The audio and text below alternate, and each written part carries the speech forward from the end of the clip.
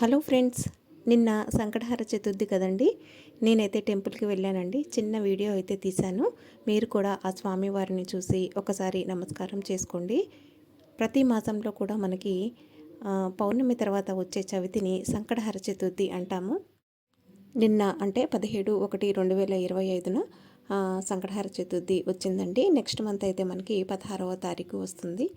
మీరు చేసుకోవాలనుకుంటే మనకి క్యాలెండర్ ఫాలో అయినా తెలుస్తుంది. లేదంటే మనకి ఎన్నో యూట్యూబ్ ఛానల్స్ ఉన్నాయి కదండి, అందులో కూడా మనకి తెలిసిపోతుందన్నమాట. ఇంట్రెస్ట్ ఉంటే మీరు చెక్ చేసి ప్రతి నెల చేసుకోవచ్చు. మనకి ముఖ్యంగా ఏంటంటే ఏ పనిలోనైనా ఆటంకాలు ఎదురవుతున్నప్పుడు మనము సంకటహర చవితి పూజ చేసుకుంటే కనుక ఆటంకాలన్నీ తొలగిపోయి మనం ఏమైతే కోరుకుంటామో అది తప్పకుండా జరుగుతుందండి.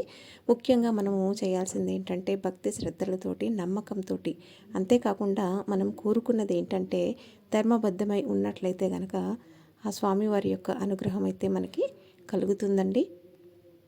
సంకటహర అంటే పేరులోనే ఉంది చూడండి. సంకట అంటే ఆటంకాలు, హర అంటే తొలగింప చేసేది, ఆటంకాలు తొలగింప చేసేది అని అర్థం అండి. ఉదాహరణకి వివాహం ఆలస్యమైన, సంతానంలో ఏమైనా ఆటంకాలు, విద్య, ఉద్యోగము, వ్యాపారము, కొత్త ఇల్లు కొనుక్కోవాలనుకున్నా, లేదంటే ఒక ల్యాండ్ కొనుక్కోవాలనుకున్నా ఏమైనా ఆటంకాలు అంటే మనం ఎంత ప్రయత్నం చేసినా ఆటంకాలు వస్తే ఇలా చేసుకున్నట్లయితే కోరిక నెరవేరుతుంది.